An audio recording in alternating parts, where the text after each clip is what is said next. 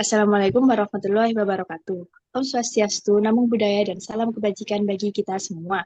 Pada kesempatan kali ini, kami dari kelompok Reza akan mempresentasikan senyawa yaitu etilen diklorida. Kami akan memperkenalkan anggota dari kelompok kami. Yang pertama yaitu Reza Arya Adana dengan NRP akhir 130, kemudian Anissa Trike dengan NRP akhir 1047, kemudian Adesti dengan NRP akhir 057, kemudian Hanifa dengan NRP akhir 062. Dan dikloida atau dengan rumus senyawa kimia yaitu C2H4Cl2 adalah cairan tidak berwarna. Senyawa ini sangat reaktif dan beracun dengan karakteristik berupa cairan seperti minyak dan memiliki bau seperti kloroform. Etilen klorida sedikit larut dalam air namun larut dalam pelarut polar. Berikut adalah struktur dari etilen diklorida. Next. Etilen diklorida memiliki banyak kegunaan, di antaranya satu, sebagai pembersih timbal sehingga menjadi komponen bahan bakar bertimbal. Kemudian yang kedua yaitu sebagai pelarut ekstraksi, pelarut pembersih tekstil dan juga penghilang lemak logam. Kemudian yang ketiga yaitu sebagai komponen dalam perekat tertentu. Dan yang terakhir yaitu sebagai komponen dalam furnigan atau pelapis karpet dan biji-bijian. Kemudian kami akan membahas yang pertama yaitu ekonomi, kemudian bahan baku, yang ketiga yaitu proses produksi, dan juga yang keempat adalah produsen. Selanjutnya, di sini adalah ekonomi. Faktor ekonomi dari etilen diklorida itu sangat penting bagi industri, terutama merupakan bahan baku utama produksi vinil klorida monomer atau VCM. Mana VCM ini digunakan untuk menghasilkan polivinil klorida atau PVC, salah satu plastik paling serbaguna dan banyak digunakan di dunia. Next.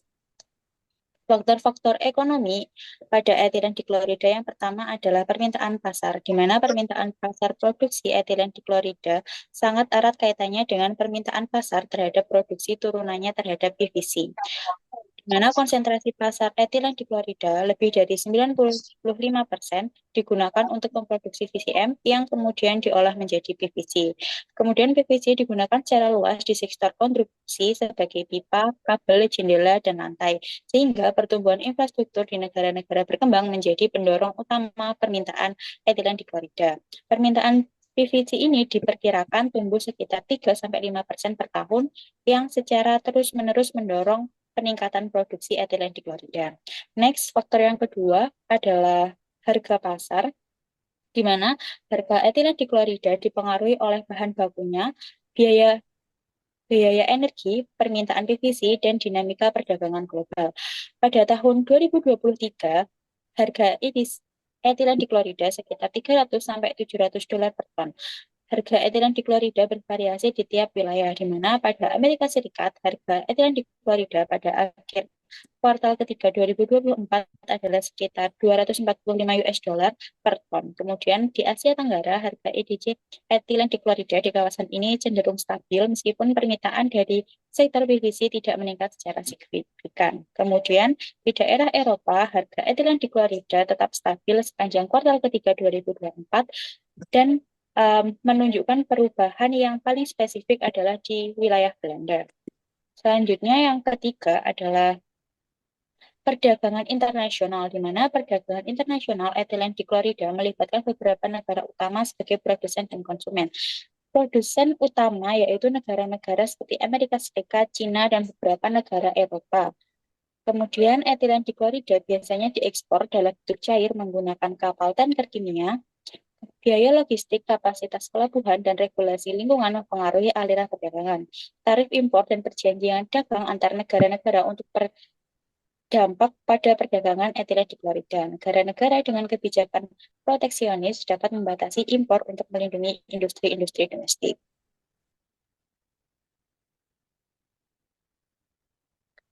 Baik, selanjutnya terkait bahan baku produksi dari etilen diklorida, di mana yang tadi telah dijelaskan bahwa etilen diklorida merupakan senyawa kimia penting yang digunakan terutama dalam pembuatan vinil klorida monomer atau VCM untuk PVC. Bahan baku utama yang digunakan dalam proses ini adalah etilen dan klorin dengan tambahan energi sebagai pendukung utama proses produksi. Kemudian untuk kriteria dari bahan baku yang dibutuhkan pada produksi ini, yang pertama adalah terkait kemurnian tinggi, di mana etilen dan klorin harus memiliki tingkat kemurnian tinggi untuk memastikan efisiensi reaksi. Kemudian yang kedua yaitu ketersediaan stabil, di mana pasokan yang konsisten untuk mendukung skala produksi besar-besaran. Dan yang terakhir terkait efisiensi biaya, di mana karena industri ini bersifat massal, maka biaya bahan baku sangat mempengaruhi harga akhir produksi. Next. Nah, untuk bahan bakunya sendiri, yang pertama ada etilen, di mana memiliki rumus molekul C2H4 dengan densitas 0,1175 dengan wujud gas dan memiliki titik didih min 103,80 dan titik beku min 169,20. Kemudian bahan baku yang kedua ada hidrogen klorida dengan rumus molekul HCl yang memiliki wujud gas dan memiliki titik didih minus 85,10 dan titik beku minus 114,2. Next. Baik, selanjutnya ada oksigen dengan rumus molekul O2 dan berwujud gas, kemudian memiliti titik didih minus 183 dan titik beku minus 218,80. Kemudian ada bahan penunjang juga, salah satunya yaitu tembaga 2 klorida atau CuCl2 dengan fase padat dan memiliki titik didih 993. Next. Lanjut. Oke, untuk selanjutnya yaitu proses pembuatan etilen diklorida. Terdapat dua jenis proses dalam pembuatan etilen diklorida, yaitu secara klorinasi secara langsung dan juga oksiklorinasi dengan bantuan oksigen. Proses klorinasi secara langsung menggunakan bahan baku berupa etilen dan klorin dalam cairan induk 1,2 diklorotane dan berlangsung pada fase gas. Dengan temperatur tersebut dengan menggunakan katalis FeCl3 dengan reaksi sebagai berikut.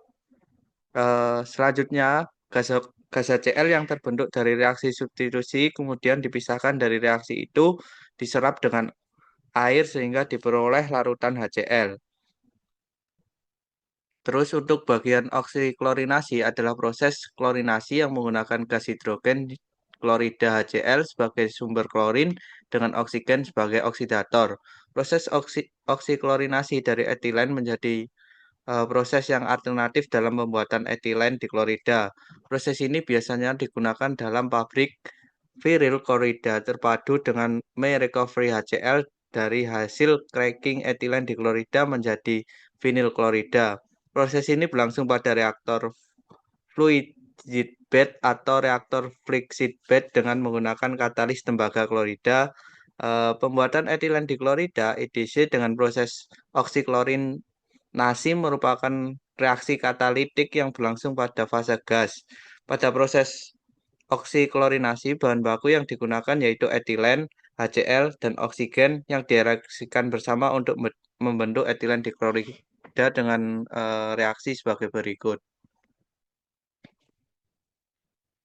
Berikutnya adalah gambaran atau proses flow diagram dari kedua tahapan proses di awal.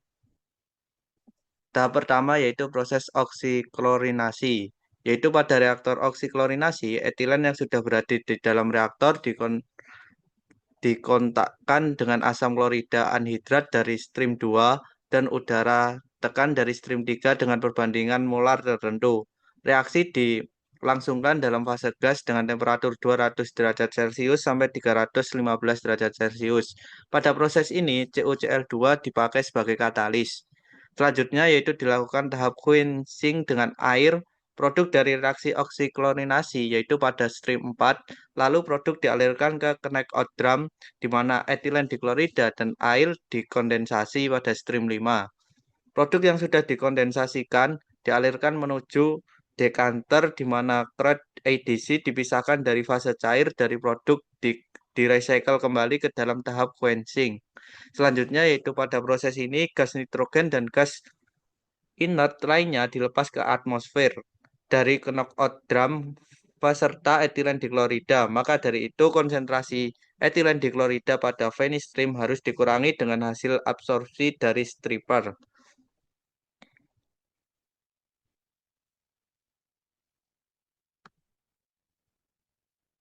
Selanjutnya yaitu masuk ke tahap kedua yaitu proses klorinasi langsung.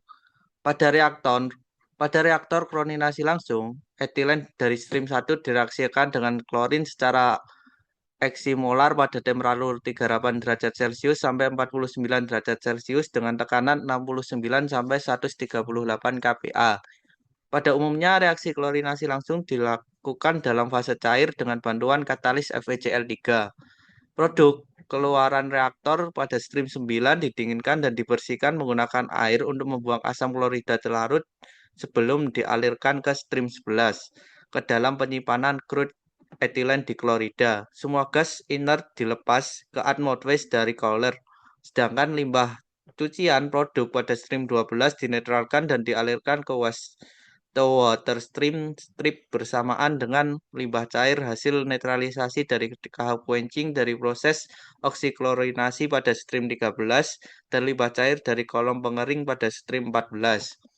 Hasil keluaran dari wastewater stream stripper yang mengandung EDC atau etilen diklorida yang sudah direcover hidrokarbon terklorinasi dan air ditambahkan kembali ke dalam crude etilen diklorida pada stream 10, kemudian masuk ke proses pencucian kembali. Di tahap akhir yaitu finishing pada crude etilen diklorida di stream 16 dari in-process storage masuk ke dalam kolom pengering, di mana air dipisahkan dengan cara didestilasi. Kemudian air dialirkan menuju wastewater stream stripper pada stream 14 kembali, kemudian crude etilen diklorida kering pada stream 17 masuk ke dalam heat column, di mana crude EDC kering yang memiliki berat molekul lebih ringan akan dialirkan liquid waste storage and disposal, sedangkan EDC yang memiliki berat molekul lebih berat pada stream 19 akan masuk ke tahap finishing lalu disimpan dalam temperatur penyimpanan produk. Dan pada tahap terakhir yaitu dihasilkan tas yang nantinya akan dijual bersamaan dengan limbah EDC yang memiliki berat molekul yang lebih ringan, yaitu Legs Ends. Berikut adalah produsen atau perusahaan-perusahaan yang memproduksi etilen diklorida. Perusahaan-perusahaan tersebut antara lain, next. Yang pertama yaitu Junsei Chemical Co. Ltd, yaitu perusahaan yang berada di Korea. Kemudian next. Yang kedua yaitu Millipore Sigma, atau yang biasa kita sebut sebagai Sigma Aldrich yang biasa kita gunakan di laboratorium. Kemudian next. Yang ketiga yaitu PT Asahi Mas Chemical. PT ini berada di Indonesia. Kemudian next. Dan yang terakhir yaitu Chevron Phillips Chemical yang berada di USA. Oke, mungkin cukup sekian dari presentasi kami. Apabila ada salah kata, kami mohon maaf. Wassalamualaikum warahmatullahi wabarakatuh.